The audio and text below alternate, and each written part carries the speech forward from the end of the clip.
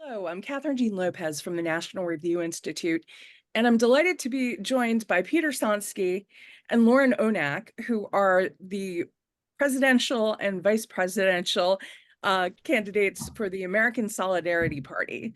And the American Solidarity Party, and you both can correct me and fill in some gaps, but it's essentially a party for people who have become politically homeless, and particularly Christians who have become politically homeless and who want to, and you're both Catholic, but it's not exclusively a Catholic project, um, really want to live out Catholic social teaching, and neither party is a place that does that entirely. I remember actually Archbishop Chaput, who used to be the Ordinary of Philadelphia, once saying that he would have never predicted that the Democratic Party would have been the party for abortion on demand because there were so many Catholics in it, but Catholics didn't do their job, right? And so we have what we have, and we'll talk about this in a little while, but one of the main reasons I want to talk to you is what's transpired in the Republican Party in the last few days when it comes to the platform and abortion. But first of all, Peter and then Lauren, who the heck talked you into this? how were, I mean, you both have your hands full, working and being a mom. So yeah, Peter, why are you doing this?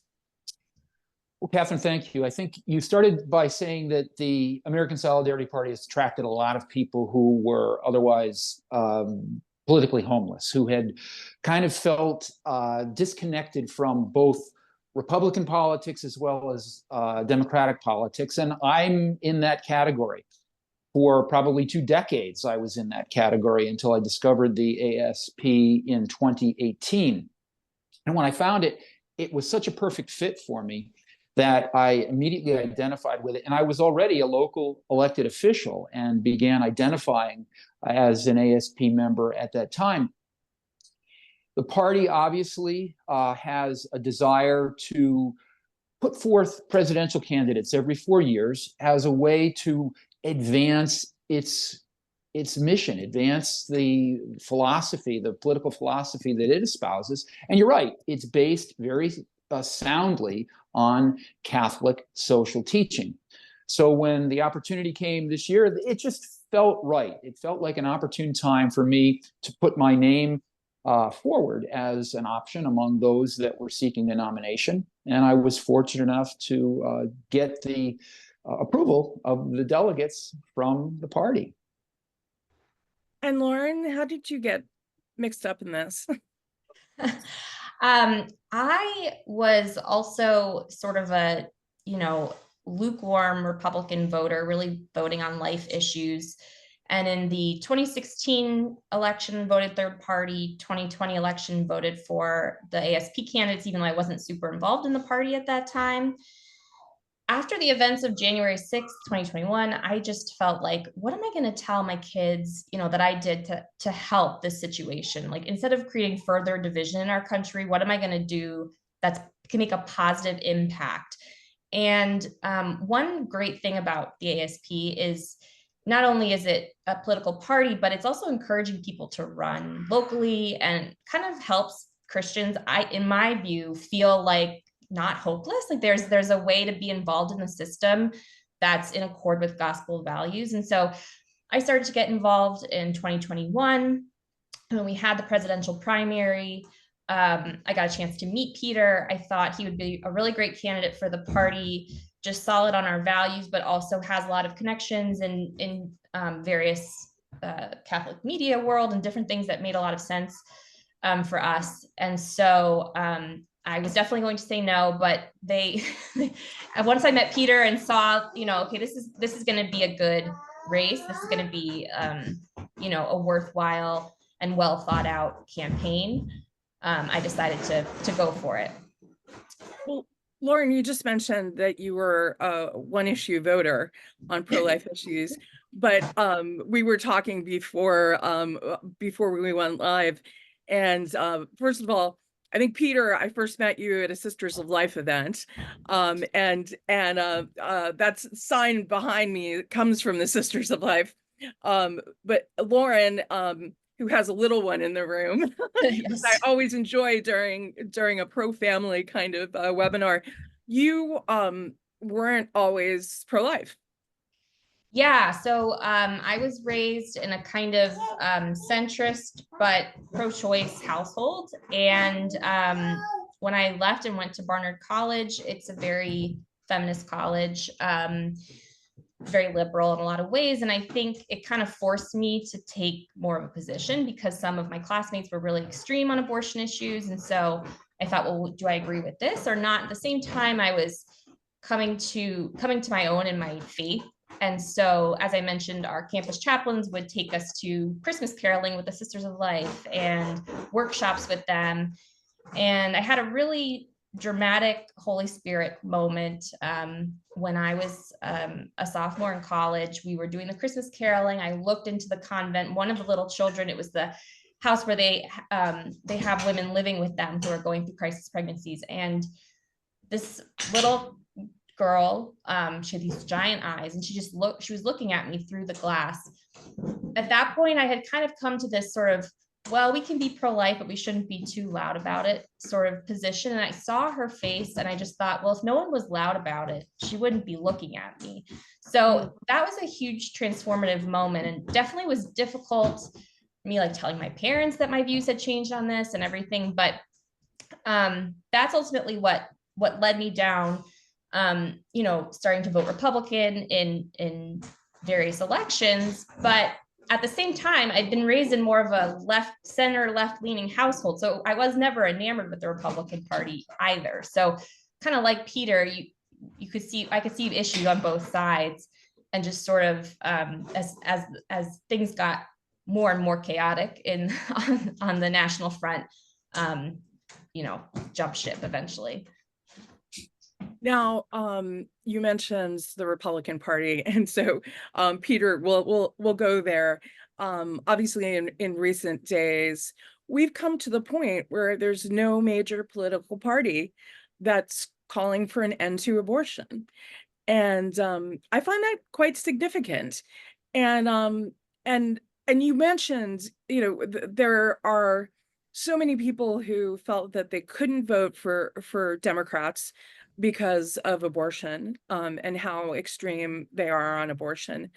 But post Roe versus Wade being overturned, it sure seems like the Republican Party isn't actually pro-life, not in the way the pro-life movement looks at, I've been thinking about Nellie Gray, the founder of the March for Life, and the Sisters of Life founder, Cardinal O'Connor. And for people who don't know, the Sisters of Life are Catholic religious sisters who, as Lauren mentioned, take in moms and their babies, and walk with moms and their babies, and walk with women who are abortion minded, but feel pressure and need a little breathing room. And there's so much more to say about them, but they're part of what people need to see. And it obviously made a difference in your life, Lauren. This is the real pro-life movement, right? It's not so much about politics. It's about what's happening in real life with real women and real families and courageous women. So Peter, tell me about your thoughts about the new Republican platform. Well, I have to say first, those two icons that you just mentioned, Nellie Gray and Cardinal John O'Connor, what great examples they were of both being so strong in the defense of the life movement, but also both very concerned for the welfare of people who are in crisis pregnancies. Mm-hmm. And so I think, to answer your question with regard to the changes, disappointing is an understatement. You alluded to the fact that so many people couldn't identify with the Democratic Party for the pure fact that they could not stand for the defense of life in the womb. And yet there's many other policy positions in the Democratic Party that some of these voters do naturally identify with. And the Republican Party, having now for 40 years very strong language in their platform calling for the defense of that defenseless life, that innocent life in the womb, all of a sudden decides that it's no longer worth promoting. If nothing else, Kathryn, I think that it was a gesture of goodwill to the pro-life community to have that language in there, to have the language that said, we will work for the protection of life. We will work for federal legislation that will make it illegal to kill the child in the womb. And there was no reason to take it out, because for all of those 40 years, it was minimally an ambition. And it was, as I say, that gesture toward the pro-life movement. And now it's almost as if the presumptive nominee has thumbed his nose at the pro-life movement and the millions of voters that have supported Republican politics, candidates from the federal to the state to the local level for 4 decades.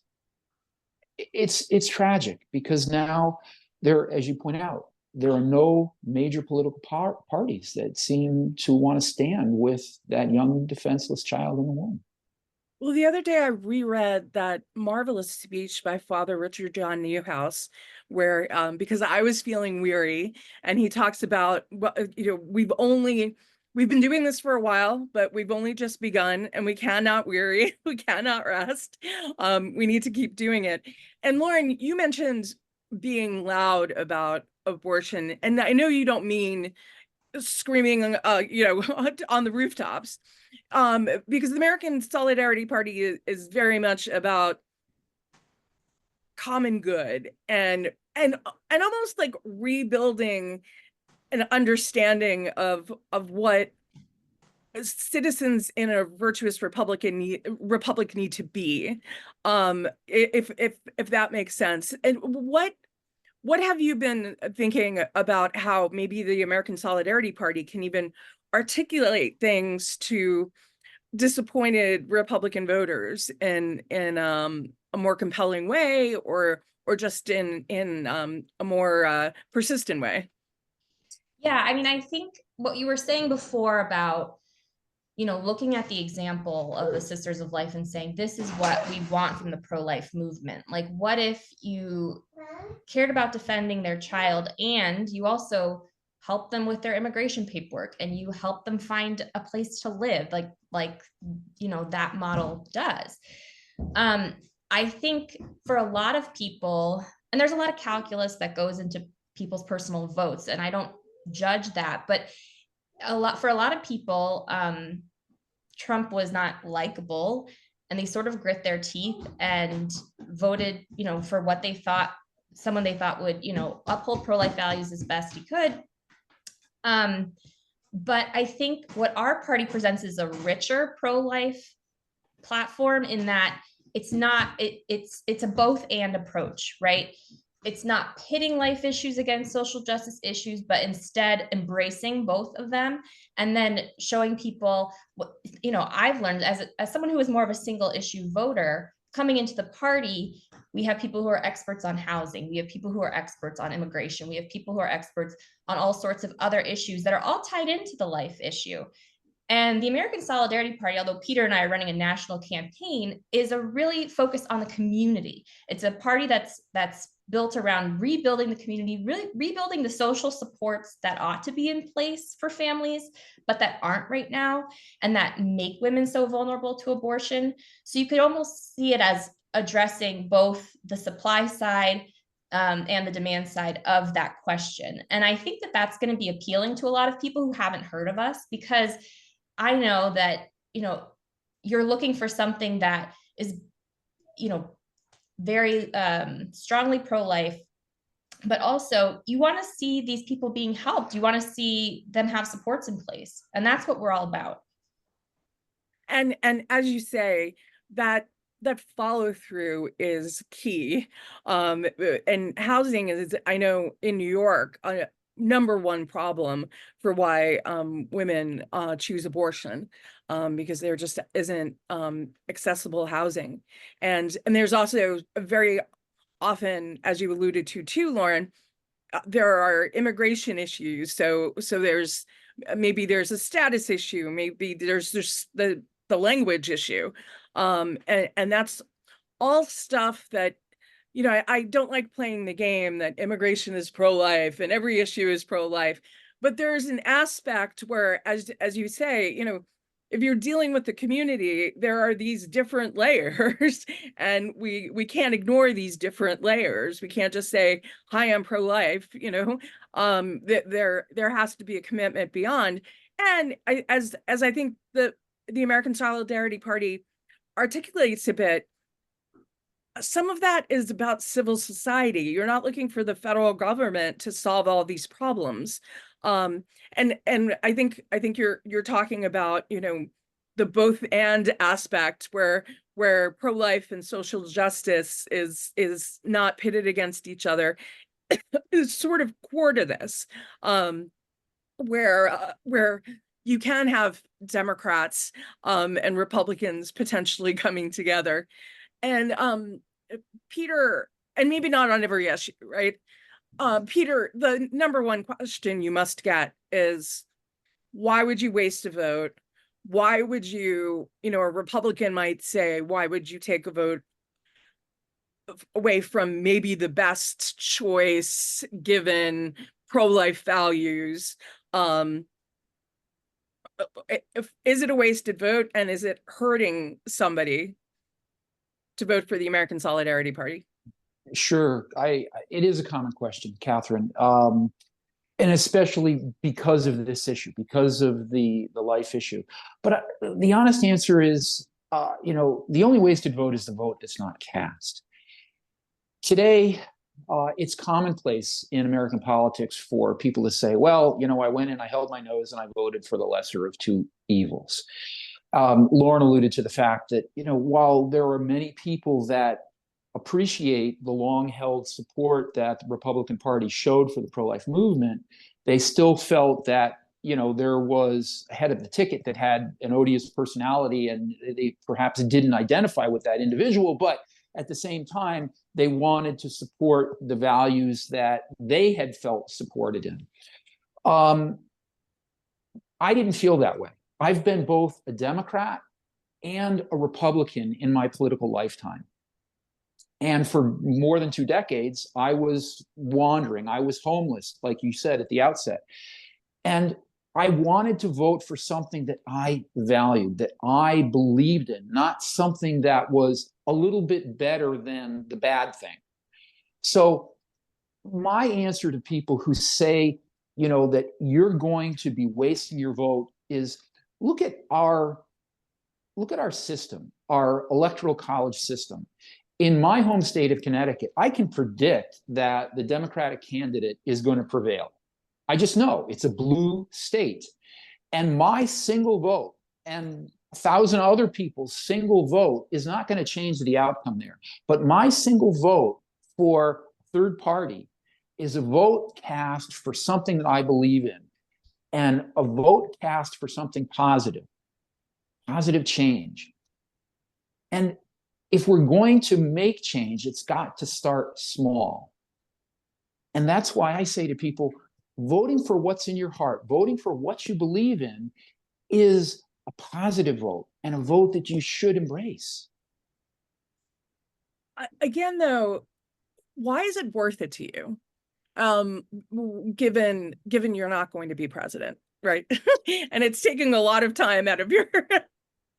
Well, okay, I'll admit my wife is not looking at fabric samples for drapes yet for the White House.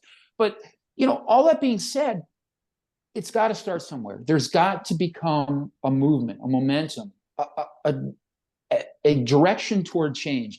And Kathryn, we're not there. I said for 40 years, the Republican Party has been paying lip service. They've said, we stand for this, but they really haven't delivered it. Okay, they've been the more vocal of the two parties, plainly, in support of pro-life positions, but they haven't overturned Roe v. Wade until 2 years ago, or when President Trump ultimately was fortunate enough in a 4-year term to appoint 3 justices to the Supreme Court. I'm pleased that Roe is gone. It was bad jurisprudence. But the reality is the Republican Party has done little to stop initiatives, ballot initiatives in the states that have now made abortion legal and have, even without limits in many states. So the answer to your question, why I'm doing it, is because I think there needs to be a different approach. And if I can be a little bit at the vanguard of that, like Lauren said before, I want to be able to tell my kids and people who look to me that this is what I thought that I could do. And I hope I did it well. Lauren, Peter mentions the end of Roe versus Wade and the justices that Donald Trump was able to appoint. People must ask you, are you being ungrateful by doing this? Because Roe versus Wade was overturned and you seem to have wanted that. How do you respond to people who make the Supreme Court argument, the Roe argument? Yeah, so a lot of people do say things like, well, he did overturn Roe v. Wade, so isn't that, not good enough? But, they'll say, isn't that something? And we always reply, and everyone in the party, I think, would say, yes, that was a good thing. But when you think about what third parties can do in terms of influence and what happened on Monday, this is exactly what, in our current political system, what third parties are for is exerting influence and saying, okay, but don't abandon the issue. This still needs to be part of your platform.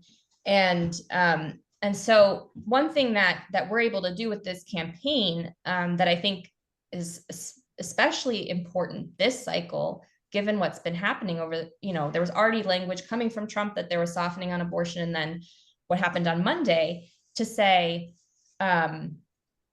what if you lose the pro-life vote?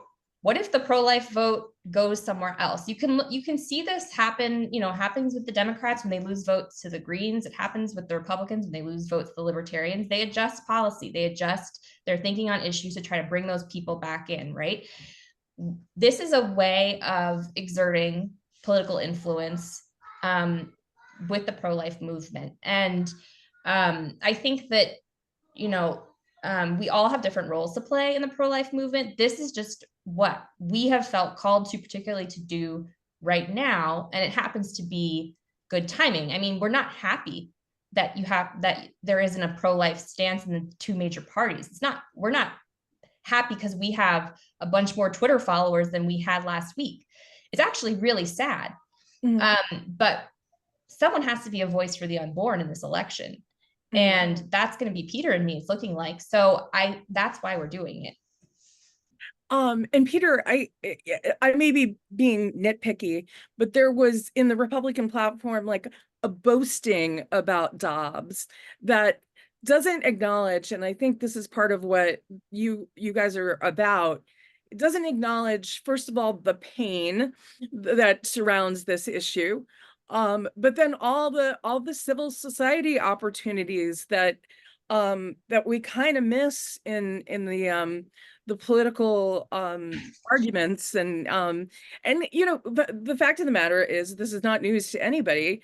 There's a lot of confusion about Dobbs and what it actually does, and that if we're going, pro-lifers are going to reach more people, there's got to be another way to communicate.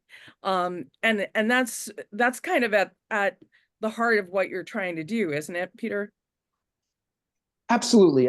To follow on Lauren's point, when she and I committed to running as the representatives of the American Solidarity Party, we couldn't have imagined this landscape that we have now. Certainly Dobbs had been decided, the Supreme Court's decision that overturned Roe v. Wade, but we couldn't see what would happen with regard to the Republican platform and this upheaval that has resulted in the pro-life movement as a result of it. And I recognize that there are a number of people, the dust is still settling naturally. It's only days ago that all of this was announced, but the dust is still settling, and there's a lot of people that are waiting to make sense of what they should do and how they should proceed and how they'll cast their vote in November. But I don't have any reservations about that because I know what I stand for and I know the values I believe. The Republican Party never held all of the values that I upheld, and the Democratic Party didn't either. But bringing those values together in the American Solidarity Party, I felt very strong in my convictions. And so, to Lauren's point, we're inviting pro-life voters to look at what we stand for. We are an option for you. This is an opportunity for you to say, I vote for life. I vote for the values that I believe in. You've showed me, Republican Party, that this is not as important as you wanted me to believe for the last 40 years. And I'm going to cast my vote for the party that says this is the foundation of what we stand for. And that's where the platform of the ASP is built, on the sanctity and the respect for innocent human life and all human life, from womb to tomb. And Lauren, it's not just a life issue. I mean, you have platforms on immigration and environment and all of these things. Who's advising, or either one of you on this? Like, who's advising you on this, and what's at the core of this? I think that people who read through the platform, especially Catholics who are familiar with Catholic social teaching, will find it very familiar. Really, this has been a grassroots effort starting back in 2012 with a group of committed Christians who felt that they were not being represented accurately. They took some of the ideas of Catholic social teaching, they took ideas from Protestant thinkers like Kuyper, and they brought it together into a platform. They took ideas about distributism and subsidiarity and things that in our Catholic tradition and in various Protestant traditions as well, has always been spoken of as the ideal, and wrote it into modern American political language. That's basically what it is. And so in terms of advising, our structure, we have a national committee and we have people who are running things from time to time, across the years of the party. But really, this was a grassroots effort by a group of people. It wasn't started by some foundation. It wasn't started, the agenda was really, this is an ecumenical project that has brought together a large group of Christians and some non-Christians as well. And they see something in it that speaks to them about human dignity. I think people are sick of the way other human beings are being treated these days, and how little our society values not just the unborn, but the homeless, the sick, the suffering. And so it was really a group of people coming together and creating this platform. And then every few years we edit it and we add to it, we take away from it. But that's how it came to be. Kathryn, if I can, just to follow on that, the ASP has attracted obviously a number of Catholics, obviously a number of evangelical and other Protestants, but it's attracted people of the Jewish faith, people who are Muslim, and people who profess no particular faith at all. The values are wide-ranging and have broad appeal. To Lauren's point, besides immigration, just access to healthcare. You pointed out earlier the difficulty that so many people find in housing, and that's a tremendous problem. Access to, I know that the government would like us to believe that the employment rates are down, and I don't dispute the facts, but the reality is not everyone is as gainfully employed as they desire to be. And I know a number of people who are working multiple jobs because a single job is not enough to provide for their needs. And there needs to be a change in our society that allows for that. the importance of the family as the building block of society is another important element that attracts a lot of people to the American Solidarity Party. I mean, I want to emphasize that the life issue certainly is an important one, but every aspect of public policy really centers on human beings. Mm-hmm. And it begins and ends with that. And so treating people with dignity, treating people with respect, even if they are marginalized, is what we stand for. And it only is scratching the surface, very honestly, with the issue of abortion, but it's such a hot button issue. It's such an issue that we deal with because it's brought into our newscasts on a nightly basis that this rises to the level of being the priority. I don't by any means imply that it's diminished, but it's one component of a much larger, more holistic view that the ASP embraces. But it's also, and I think you guys do articulate this. I mentioned that Father Newhouse, a speech. He was very clear, and he was involved in the civil rights marches as well. This is this civil rights issue of our time. And I think what the American Solidarity Party does is kind of start to articulate where that looks on all the issues. And as Lauren said, you know, it's a work in progress, but it's a necessary work in progress, I think, for civil society, for American system of politics. And as you said, Lauren, before, if it influences the Republican or Democratic Party, awesome, you know. But also growing this movement is important, so people see that there are American voters who are looking for something else, and are willing to even vote that way, even if they know they're not going to elect a president or vice president. I need to let the two of you go. But so how do people get involved? There are some states that you all are on the ballot, right? And then there's some write-in certification process in some states. So how do people get involved and volunteer? Because you're both volunteers. Thank you. We definitely are. And to your point, yes, we're securing ballot access to the best of our ability in as many states as possible. But I invite those who may not have the opportunity to see our names printed on their state ballot to consider writing us in. We will go through the requirements to be a certified write-in ticket in as many states as will allow us. But the reality is, our political system doesn't make it easy for third parties to advance. The one thing that both the Republicans and the Democrats can agree upon is limiting the competition. So we are the competition, and we're doing our level best as volunteers with limited resources to accomplish this task, but we're gaining momentum. So how can you help us? Well, you can go to solidarity-party.org, which is the main party website, or petersonsky.com, which is our political tickets, our candidacies website. And you can make a contribution to either the party or the platform, the party or the ticket, or both. And you can volunteer to support us either by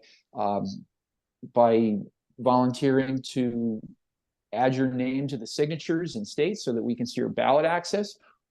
The main way you can help us is just by telling other people that we exist, what we stand for, and that we're worthy of their consideration.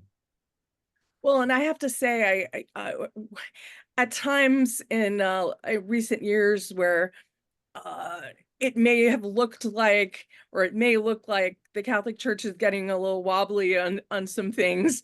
I've had many evangelicals say, we need you. And part of that is Catholic social teaching, because it does try to apply the gospel or try to see, you're not trying to create a theocracy here, but try to articulate how Christians can better participate in the process, the political process, based on what's in the gospel. And so thank you for doing that, and thank you for that effort. I don't think it's a waste. I thank you both, because I know you both, like I said, have a lot going on, but clearly this is important to you. And there are chapters in two of the American Solidarity Party too, and you can find out about that on the website too. And I had a friend just yesterday say that he's working on ballot signatures for New Jersey, and so yeah. Thank Well, you. well, thank you, Peter Sonski and Lauren Onak, the candidates, president and vice president for the American Solidarity Party. Yeah, I do hope that people take a look at you, particularly given what's happened with the Republican Party in recent days. Not a surprise, but at the same time, I think it really needs to be marked by the pro-life movement. Well, thank you on behalf of the National Review Institute, and I look forward to seeing what develops. Thank you to Kathryn, and thank you to the National Review Institute for giving us an opportunity to speak to American voters. Well, thank you.